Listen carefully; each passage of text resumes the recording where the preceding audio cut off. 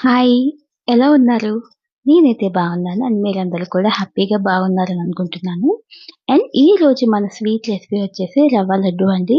ఇది తెలియని వాళ్ళు ఎవరు ఉండరు నాకు తెలిసి. చాలా మందికి నచ్చే ఫేవరెట్ స్వీట్ ఐటెమ్‌లో ఇదొకటి కూడా.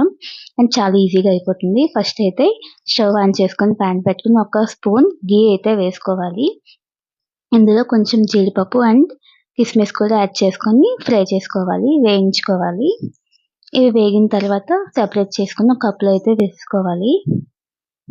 చాలా తక్కువ టైంలో ఎప్పుడు కావాలంటే అప్పుడు ఈజీగా చేసుకునే రెసిపీ అండి ఇది. స్వీట్ ఐటెమ్ అండి ఇది. చాలా బావుంటుంది. ఇదే ప్యాన్‌లో ఇంకొక స్పూన్ ఘీ వేసుకొని 2 కప్స్ కరాచీ నూకయితే ఇందులో వేసుకోవాలి. ఉప్మా రవ్వ అంటాం కదా! అది 2 కప్స్ అయితే ఇందులో వేసుకొని ఇది కూడా సిమ్‌లో పెట్టుకొని వేయించుకోవాలి.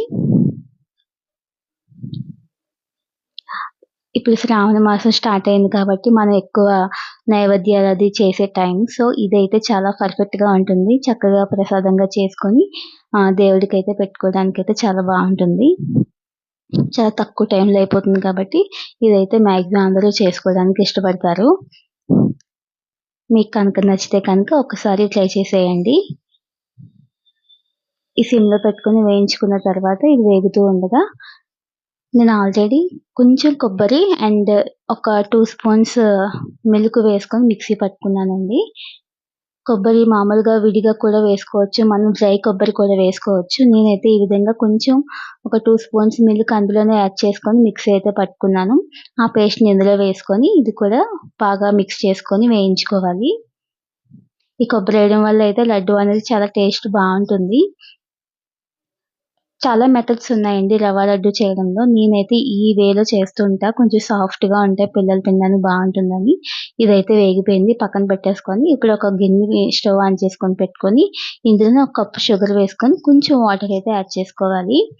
మనం 2 కప్స్ తీసుకున్నాం కదా! కరాచీ దానికి 1 కప్ షుగర్ అయితే సరిపోతుంది. ఇంకొంచెం స్వీట్‌గా కావాలి అనుకుంటే ఇంకొంచెం యాడ్ చేసుకుంటే సరిపోతుంది. ఇదైతే థిక్‌గా కొంచెం అయ్యేంత వరకు ఉంచుకోవాలి. మరీ తీగ పాకం అది రావాల్సిన పని లేదు. బాగా మెల్ట్ అయితే సరిపోతుంది. ఇందులోనే ఒక స్పూను ఇలాచీ పౌడర్ కూడా యాడ్ చేసుకున్నాను. ఇదైతే చాలా బావుంటుందండి. చాలా సాఫ్ట్‌గా ఉంటుంది. షుగర్ సిరప్‌తో మనం చేస్తున్నాం కాబట్టి చాలా బావుంటుంది. షుగర్ అయితే మెల్ట్ అయిపోయిందండి. ఈ విధంగా చెక్ చేసుకొని ఒకసారి మనం స్టవ్ ఆఫ్ చేసేసుకోవాలి. మనం ఆల్రెడీ వేయించుకున్న కరాచీ రవ్వను ఒక ప్లేట్‌లో వేసుకొని కొంచెం చల్లారిన తర్వాత ఇలా ఒక్కొక్కసారి కలుపుకొని కొంచెం కొంచెం షుగర్ సిరప్ అయితే యాడ్ చేసుకుంటూ ఉండాలి. ఒకేసారి వేయకుండా కొంచెం కొంచెం యాడ్ చేసుకోవాలి. కొంతమంది మిల్క్‌తో కూడా చేస్తుంటారు.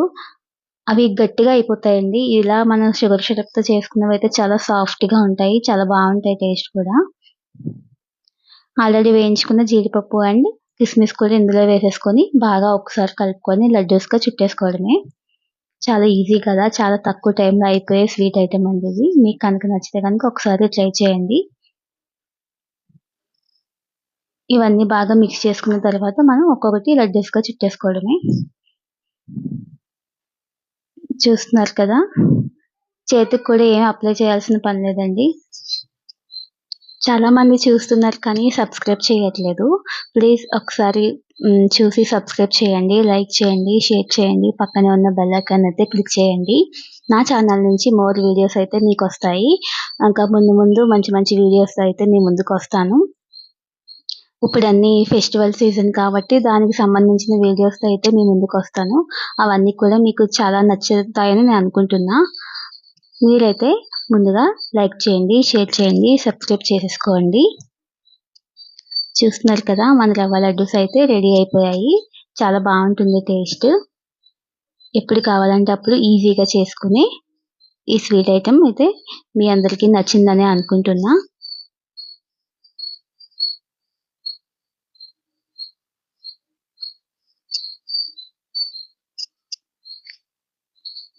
టేస్టీ టేస్టీ రవ్వ laddu ready. Thank you for watching.